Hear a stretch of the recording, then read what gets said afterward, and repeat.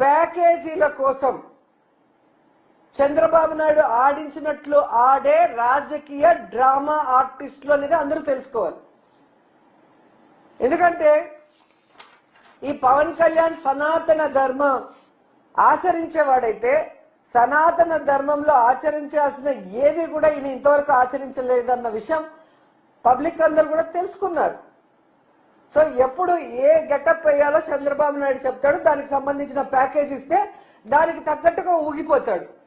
తిరుమల లడ్డూలో జంతు కొవ్వు కలిసిందని చంద్రబాబు నాయుడు ఒక అబద్ధం చెప్తే విజయవాడలో షూటింగ్ లో ఉన్న పవన్ కళ్యాణ్కి తిరుపతికి వచ్చేదానికి టైం లేదు కాబట్టి ప్రాయశ్చిత్తం కోసం అంటూ ఏ విధంగా దుర్గమ్మ టెంపుల్ స్టెప్స్ ని పైనుంచి కిందకి గడుపుకుంటూ వచ్చినాడు. మరి చంద్రబాబు నాయుడు చెప్పిన ప్రాయశ్చిత్తం కోసం చేసిన ఆ అబద్ధపు ప్రచారానికి ప్రాయశ్చిత్తం కోసం దుర్గమ్మ టెంపుల్ మెట్లు కడిగావే, మరి ఈరోజు నువ్వు చంద్రబాబు నాయుడు చెప్పింది పచ్చి అబద్ధం. ఆ నెయ్యిలో జంతు కొవ్వు గాని పంది కొవ్వు గాని ఫిష్ ఆయిల్ గాని కలవలేదు అని చెప్పి సాక్షాత్తు సిబిఐ రిపోర్ట్ కోర్టుకి ఇచ్చింది కదా. మరి ఇప్పుడు ఏం గడుగుతారు, ఎక్కడ గడుగుతారు? పవన్ కళ్యాణ్ చెప్పాలి. ఈరోజు భక్తులందరి కాళ్ళు కడిగి మీ నెత్తిన చల్లుకోవాలి.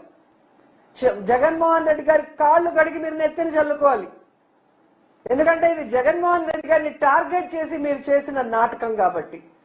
ఈరోజు ఆయన తప్పు చేయలేదు కాబట్టి ధైర్యంగా నిలబడ్డాడు. తాను తప్పు చేయలేదని ప్రూవ్ చేసుకున్నారు జగన్మోహన్ రెడ్డి గారు. ఆయన కాళ్ళు కడిగి చంద్రబాబు నాయుడు పవన్ కళ్యాణ్ నెత్తి మీద చల్లుకోవాలి. ఎందుకంటే మీ అందరికీ తెలుసు ఆ రోజు పవన్ కళ్యాణ్ తిరుపతిలో మీటింగ్ పెట్టి అసలు ఎంత ఊగిపోయినాడు, ఎంత మాట్లాడాడు. ఆయన ఒక ఎత్తు అయితే ఆయన పక్కన ఒకడు ఉన్నాడు అదే రోజు మీటింగ్ లో. మీరు చూస్తే అరవ శ్రీధర్ వీడు ఇంకా రెచ్చిపోయి డిక్లరేషన్ గురించి నోటికి వచ్చినట్టు వాగాడు. ఈరోజు ఏమైంది? దేవుడు చాచి పెట్టి కొడితే గింగిరాలు తిరుగుతూ వచ్చి పడ్డారు. ఆడవాళ్ళ జీవితాలని నాశనం చేసే వీళ్ళు, ఆడవాళ్ళకి అబార్షన్లు చేసి వాళ్ళని రోడ్డు మీద పడేసిన వీళ్ళు సనాతన ధర్ములు, వీళ్ళు జగన్మోహన్ రెడ్డి గారి గురించి మాట్లాడే వ్యక్తులు అని అడుగుతున్నా. ఎంత సిగ్గుచోట ఒకసారి ఆలోచించండి. ఈరోజు నిజంగా వీళ్ళు హిందువులైతే చంద్రబాబు నాయుడు పవన్ కళ్యాణ్ నిజంగా హిందూ ధర్మాన్ని వీళ్ళు గౌరవించే వాళ్ళైతే దేవుడిని ఏ విధంగా నోటికి వచ్చినట్టు ప్రచారం చేశారో నైతిక బాధ్యత వహించి రాజీనామా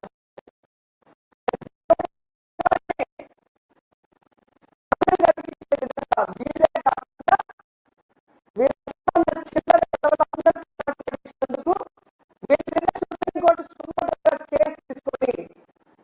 శిక్షించాలి. లేకపోతే ప్రతి ఒక్కడు కూడా దేవుడి గురించి మాట్లాడే వాళ్ళు అవుతారు. ఎందుకంటే ఆ రోజు మీరు హడావిడిని చూస్తుంటారు.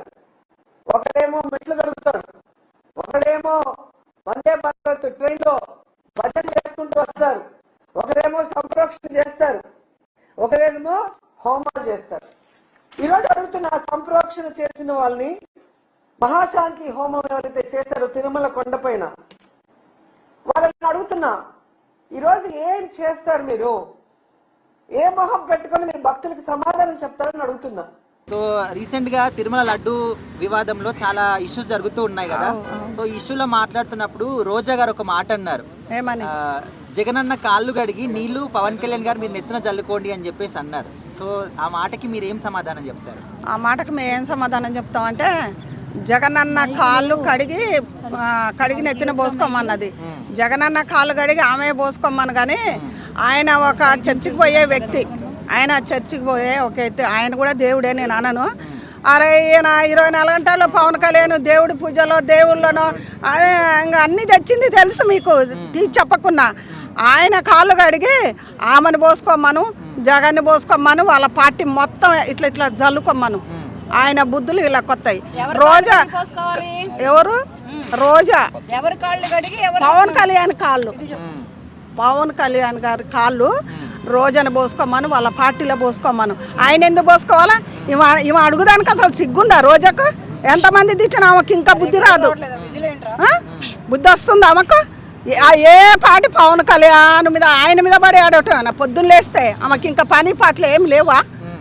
ఎందుకంటే అన్ని కాళ్ళు గడగవని ఆ లడ్డులో వచ్చిందంటే పెద్దోళ్ళు ఉండరు, పోలీసు వాళ్ళు ఉండరు, దానికి చేసేటోళ్ళు అందరు ఉండరు కదా, వాళ్ళు చూసుకుంటారు కదా, దానికి వదిలేయాలి. కానీ ఆయన కాళ్ళు గడు జగనన్నని ఏమైనా సంకనెత్తుకోమని ఆయన పొద్దులేత కడిగి ఇట్లా ఇలా వేసుకోమని వాళ్ళ కుటుంబాన్ని మొత్తం ఆమెని మంచిగా ఈని ఆమె ఇప్పటికైనా గమ్మున నోరు మూసుకొని ఉండాలి. కానీ ఊకే బూతుల పంచంగాలు చేయబట్టి అసలు ఆ పార్టీ పడిపోయిందా రోజాతోటి.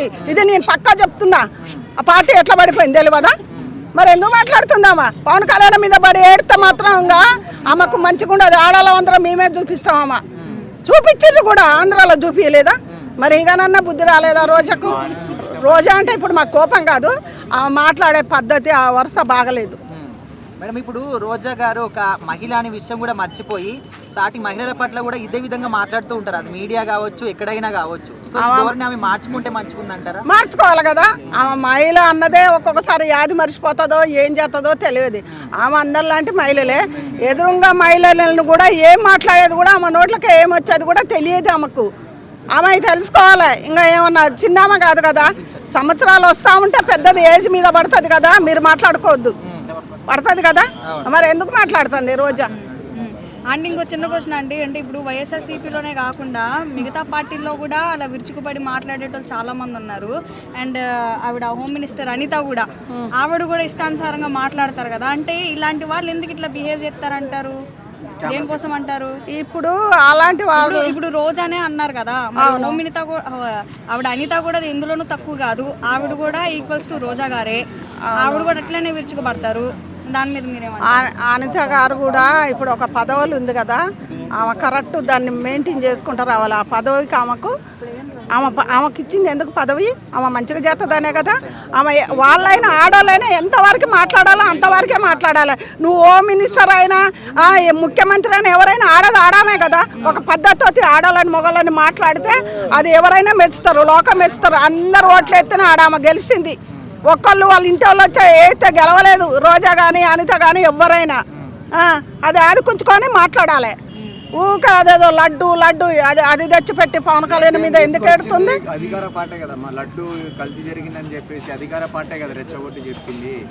అన్ని వాళ్ళ చేతిలో ఉండగానే మళ్ళీ వైసీపీ మీద తోసేశారు కదా. వైసీపీ మీద తోసేశారు అని ఏం తెలుసు? ఎవరికి తెలుసు? అప్పుడు వాళ్ళ పార్టీ. మరి ఆ పార్టీని వీళ్ళు అడగాలి కదా. అప్పుడు జరిగింది. మరి ఇప్పుడు వీళ్ళందరూ ఎడిపోతారు, పెద్దోళ్ళందరూ. సిబిఐ కల్తీ జరగలేదని చెప్పేసి మనకు మరి చెప్పినప్పుడు ఈ రోజా ఎందుకు మాట్లాడుతుంది? జరగలేదు ఓకే, అసలు అది నెయ్యే కాదంటున్నారు కదా, దానికి ఏం సమాధానం చెప్తారు?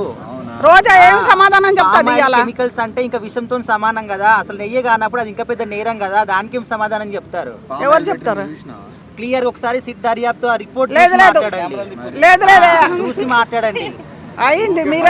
మీరెందుకు మాట్లాడుకుంటారులే కానీ రోజా ఇక మాట్లాడితే ఏమన్నా కింద సందు దొరికింది అనుకో, ఆ సందునే పట్టుకుంటుంది. రోజాకి ఆడ దొరుకుతుందా ఇల్లు? పవన్ కళ్యాణ్ ఒక్కడే. చంద్రబాబుని ఏమన్నది కసలే కానీ పవన్ కళ్యాణ్ గురించి మాట్లాడడానికి అంత లేదు. పవన్ కళ్యాణ్ గురించి అసలు మాట్లాడొద్దు. సరే పోనీ ఆమె మాట్లాడుతుంది అనుకో, ఈ పీదోడికి సాదోడికి ఏదో పల్లెటూరులో ఎక్కడెక్కడో ఉన్న వాళ్ళకు ఆమె సొంతం కష్టపడ్డ పైసలు, ఆమె సంపాదించిన పైసలు అన్నీ పెట్టి వాళ్ళకు రోడ్లు, బస్సులు, కరెంటు అన్నీ చేయవను. ఏమైతుంది? ఈయన సొంతం ఏదో షూటింగ్ చేసి కష్టపడి రయ్యం బగులు ఆయన సంపాదించి ఎందుకు పెట్టాలా? ఎవరి కోసం పెడతాడు? అంటే నేను పేరు తెచ్చుకోవాలా, మంచి పేరు కావాలా. నాకు పేరని కాదులే కానీ పేదోళ్ళు ప్రజల డబ్బా ఎవరిచ్చిండ్రు? కట్టలు కట్టి రోజా ఇచ్చిందా? ఒక్క సినిమా చేస్తే ఆయన రేంజ్ ఎంత? అంటే ఆయన ముందే చెప్పారు కదా, రాజకీయాల్లోకి వచ్చేటప్పుడు పవన్ కళ్యాణ్ గారు ముందే చెప్పారు నేను సినిమాలకు దూరంగా ఉంటాను అని చెప్పి. బట్ రాజకీయాల్లోకి వచ్చి కూడా ఆయన సినిమాలలో బిజీ. ఎందుకు చేస్తాడు? ఎందుకు చేస్తున్నారంటే రిలీజ్ అయినాయి కదా. ఇప్పుడు ఆయన ఎందుకు చేస్తాడంటే నేను సంపాదించి బీద వాళ్ళకి సాధ వాళ్ళకి నేను పెట్టాలన్న లక్ష్యం ఆయనది. అందుకు చేస్తాడు ఆయన. చేయనన్నాడు అప్పుడు. ఇప్పుడు ఆంధ్రప్రదేశ్ లో ఉప ముఖ్యమంత్రి ఆయన రోజు ఆయన వస్తాడు, హైదరాబాద్ నుంచి ఫ్లైట్లో వెళ్తాడు, మళ్ళీ హైదరాబాద్ ఆంధ్ర నుంచి మళ్ళీ ఫ్లైట్లో ఇక్కడికి వస్తారు. రోజు పొద్దున సాయంత్రం వెళ్తారు. మరి ఎవరు డబ్బులు అనుకుంటారు? ఎవరి డబ్బులు? ఆయన సొంతం డబ్బులు. ఎవరి డబ్బులు ఆయన ముట్టుకోడు. అది అందరికీ తెలుసు. చంద్రబాబు నాయుడుకి తెలియదా, మోడీకి తెలియదా, ఎవరికి తెలియదు? ఆయన సొంతం కష్టపడేది ఎందుకు? అక్కడి నుంచి ఇక్కడికి వచ్చి ఎందుకు కష్టపడాలి? ఆ గవర్నమెంట్ పైసతోటే ఆయనకు వచ్చిన డబ్బుతోటే బతకొచ్చు కదా. సినిమాలు ఎందుకు తీయాలి? సినిమాలు ఏమన్నా అట్టపోయి ఇట్ట ఊకిన పైడి చేసేయటం అలా ఎంత కష్టమో అందరికీ తెలుసు. ఆయన కష్టపడేది ప్రజల కోసం, అందరి కోసం. అది రాజకీయాల్లో డబ్బులు అంటే అప్పుడు అన్ని అప్పులన్నీ చేసినవన్నీ ఇప్పుడు అవన్నీ చేసుకుంటూ రావాలిగా. అప్పుడు అప్పులన్నీ చేసిండ్రు కదా, అవన్నీ సరి చేసుకుంటూ రావాలి కదా. ఇప్పుడు తెలంగాణలో కానీ ఆంధ్రాలో కానీ అది సరి చేయటమే సరిపోతుంది. ఇంకా వీళ్ళు మిగిలి కట్టలు ఏడదాసుకుంటారు. రోజా మాట్లాడితే కొద్దిగా మంచిగా మాట్లాడవాను, రోజానే మంచిగా మాట్లాడవాను. ఈ వైఎస్ఆర్సీపీ పార్టీ ఎందుకు పతనమైపోయింది అని విశ్లేషణ కూడా చేసుకోకుండా ఇవాళ పవన్ కళ్యాణ్ని మళ్ళీ తీసుకొచ్చి ముందు పెట్టి ఆయన కాళ్ళు కడుక్కున్నట్టే వీళ్ళని నిజంగా పోసుకోవాల్సింది ఎవరు? పవన్ కళ్యాణ్ కాళ్ళు కడుక్కుని నెత్తి మీద వైఎస్ఆర్సీపీ పార్టీ నాయకులు అందరూ పోసుకోవాలి. ఎందుకంటే అసలు నెయ్యే కాదు అది. కానప్పుడు కల్తీ గురించి ఎందుకు? సుప్రీంకోర్టు చెప్పింది నెయ్యి కాదని చెప్పింది. ఇప్పుడన్నా సిగ్గు బిడి ఉండాలి కదా. ఇప్పుడు కలియుగ దైవం వెంకటేశ్వర స్వామి గురించి పెట్టుకునేటప్పుడే జాగ్రత్తగా ఉండాలి. ఎందుకంటే అనంత లోకాలకు వెళ్ళిపోతారు వీళ్ళు కూడా పరలోకాలకు వెళ్ళిపోతారు. వాస్తవంగా వెంకటేశ్వర స్వామితో పెట్టుకున్న ఎవడో కూడా బాగుపడ్డ దాఖలాలు ఎక్కడ లేదు. కారణం వీళ్ళ ఆర్థిక నేరంలో భాగంగా నెయ్యిని తీసుకొచ్చి లడ్లు తయారు చేయించి అపచారం చేసి ఇవాళ సిగ్గు లేకుండా మీడియా ముందుకు వచ్చి మాట్లాడుతున్నారంటే నిజంగా ఆ పార్టీ గురించి ఏం మాట్లాడాలి, ఆ మనుషుల గురించి ఏం మాట్లాడాలి? ఇప్పుడు క్లియర్ కట్గా సామాన్యుడు కూడా అర్థమైపోతుంది ఇవాళ నెయ్యి కాకుండా చేశారు వాళ్ళు, అంత దుర్మార్గం చేశారు, అంత దోపిడీ చేశారని చెప్పి సుప్రీంకోర్టు కూడా చెప్పినప్పుడు కూడా ఇంకా సిగ్గు లేకుండా అందులో పందుకో గలలేదంట, అది అపచారం కాదులే అంటే కల్తీ. ఆ మొఖాలకి సిగ్గన్నా సీమన్నా ప్రజలను పక్కదో పట్టించడం. అసలు నెయ్యిగాని దాంతో లడ్డు తయారు చేశారా అని చెప్పి ప్రజలు చెప్పుకోరు, అందులో పందుకోవు కలవనందుకు సంతోషమే అన్నట్టు మాట్లాడుతున్నారు. పందుకోవు కలవనందుకు సంతోషం అంతా. ఇంకా పూర్తి రిపోర్ట్ రాలేదు. వచ్చిన తర్వాత వీళ్ళ మొఖాలు ఒకరి వాయిగొట్టేస్తారు. నిజంగా ఎంత పెద్ద పొరపాటు చేశారు. కలియుగదయం అంటే సామాన్యం కాదు. ఆయన కేవలం ఆయనకి చేసినటువంటి అపచారం వల్ల ఈవేళ పార్టీ అంత పతనావస్థకు వెళ్ళిపోయిందని చెప్పి ఇప్పటికైనా బుద్ధి తెచ్చుకుని కాళ్ళు నడకన తిరుమల వెళ్ళి దేవుణ్ణి ప్రార్థించి మొక్కి తప్పైపోయింది క్షమించండి అనే వైఎస్ఆర్సీపీ నాయకులు చెప్తే ఆ పాపానికి ఏదైనా పరిహారం ఉంటుందేమో తప్ప వాళ్ళు చేసిన పాపానికి పరిహారం మాత్రం లేదు. ఇప్పటికైనా మారట్లేదు వీళ్ళు.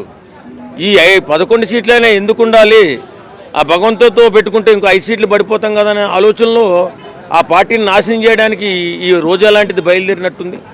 ఖచ్చితంగా ఆ బాధ్యత తీసుకున్నట్టుంది. ఆమె కోరిక ప్రకారం 5 సీట్లకి జగన్మోహన్ రెడ్డి పరిమితం అవుతాడు ఈసారి. ఓకే సార్, అట్లాగే సిట్ 600 పేజీలు 700 పేజీలు ఇచ్చిందనే కథలు తప్ప నిందితులు ఎవరున్నారు వాళ్ళ పేర్లు కానీ ఏమి చదవడం లేదు. మరి దాని గురించి మీరేమంటారు? భారత రాజ్యాంగంలో అంత తొందరగా కేసులు అనేవి ఒక కొలుక్కి రావండి. మన సిస్టమే అలా ఏడ్చిందా? అలా ఏడ్చబట్టి ఈవేళ వీళ్ళందరూ ఇలా ఏడుతున్నారు. వాస్తవంగా నెయ్యితో చేయలేదు ఆ లడ్డు అని చెప్పినా సరే సిగ్గు లేకుండా వీళ్ళ ముందుకు వచ్చి మాట్లాడుతున్నారంటే ఈ జాప్యం వల్లే కదా. ఈ జాప్యం వల్లే వీళ్ళు ఇష్టానురీతిగా చెలరేగిపోతున్నారు. ఆ రిపోర్ట్స్ ఏమో తొందరగా వేసేసి ఉంటే వీళ్ళు ఈ మాటలు మాట్లాడరు కదా. ఇప్పుడు నెయ్యితో తయారు చేయలేదు లడ్డు అని చెప్పాడు అంటే ఏదేంతో తయారు చేసినట్టు? కెమికల్స్ కలిపారు. ఏ కెమికల్స్ కలిపారు?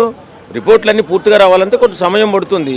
ఈ లోపలనే వీళ్ళు మహా పుణ్యాత్ముల్లాగా పతివ్రత శిరోమణిలాగా ఈ మన తరం పతివ్రత శిరోమణి రోజాను ముందుకు తోస్తున్నారు.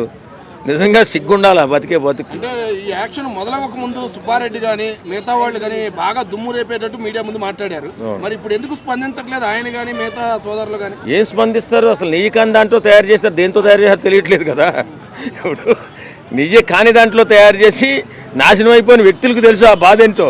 రోజాకి ఇంకా దోపిడీ చేసిన సొమ్ము భారీ ఎత్తులో ఉంది కాబట్టి, ఆమె పతనం అవ్వలేదు కాబట్టి, ఏదో రాజకీయ పతనం జరిగిందే కానీ ఆర్థిక పతనం అవ్వలేదు కాబట్టి ఆమె ముందుకొచ్చి మాట్లాడుతుంది. ఏదేమైనా ఇప్పటికైనా బుద్ధి తెచ్చుకోవాలి నేను అంటాను. కాళ్ళ నడుకునో మోకాళ్ళ నడుకునో తిరుపతి వెళ్ళి వెంకటేశ్వర స్వామిని బతిమాలుకోవనో లేకపోతే ప్రార్థించుకునో వెళ్ళి తప్పైపోయింది క్షమించండి అని చెప్తే ఒకవేళ వీళ్ళకి ఏదైనా పశ్చాత్తాపం కలుగుతుందేమో. అలా ఈ బుద్ధి లేకుండా మాట్లాడడం, సంస్కారహీనంగా మాట్లాడడం. పవన్ కళ్యాణ్ వెళ్ళి కాళ్ళు కడుక్కుని జగన్మోహన్ రెడ్డి కాళ్ళు కడుక్కుని నెత్తిమే పోసుకోవాలా? అసలు జగన్మోహన్ రెడ్డి అనేవాడు ఏం చేశాడో ఎవరికైనా తెలుసా? ఒక తరం బిడ్డల భవిష్యత్తును నాశనం చేశాడు. 1,00,000 కోట్లు ఎబవ్ ఆర్థిక నేరస్తుడిగా మిగిలిపోయాడు. 48,000 కోట్ల రూపాయలు సిట్టు దర్యాప్తులో దొరికిపోయాడు. అయినా సరే ఆయనకి అభిమానులు ఉండి జై జగన్ అంటుంటే ఇప్పటికే ఎర్రిమొఖాలు వేసుకుని మేము చూడవలసి వస్తుంది. ఏంటంటే ఎలాంటి వ్యక్తులకు కూడా అభిమానులు ఉంటారా? మనం కూడా అక్రమంగా దోషిస్తే బాగుంటుందేమో, మనం కూడా జనాల్లో దేవుడిగా మిగిలిపోతామేమో అని చెప్పి ప్రతి ఒక్క యువకుడు కూడా అనుకుంటున్నాడు. అలాంటి చెడు ప్రభావం పడింది మన సమాజం మీద. కాబట్టి అలాంటి వ్యక్తులను మనం ఎప్పుడు కూడా విస్మరించకూడదు, క్షమించకూడదు. అలాంటి వ్యక్తుల్ని మనం సపోర్ట్ చేయకూడదు. చేయకుండా బిడ్డల భవిష్యత్తు బాగుండాలన్నా, దేశం బాగుండాలన్నా, రాష్ట్రం బాగుండాలన్నా, ఓ జిల్లా బాగుండాలన్నా ఆర్థిక నేరస్తుల్ని తరిమి కొట్టకపోతే, రాజకీయాల నుంచి తరిమి కొట్టకపోతే బిడ్డల భవిష్యత్తు నాశనం అయిపోద్ది. ఇది ప్రతి ఒక్కరూ గుర్తించుకుని గమనించుకుని ఇలాంటి రోజా లాంటి దుర్మార్గమైనటువంటి రాజకీయ నాయకుల్ని దూరంగా పెడితేనే రాష్ట్రం బాగుపడుతుంది.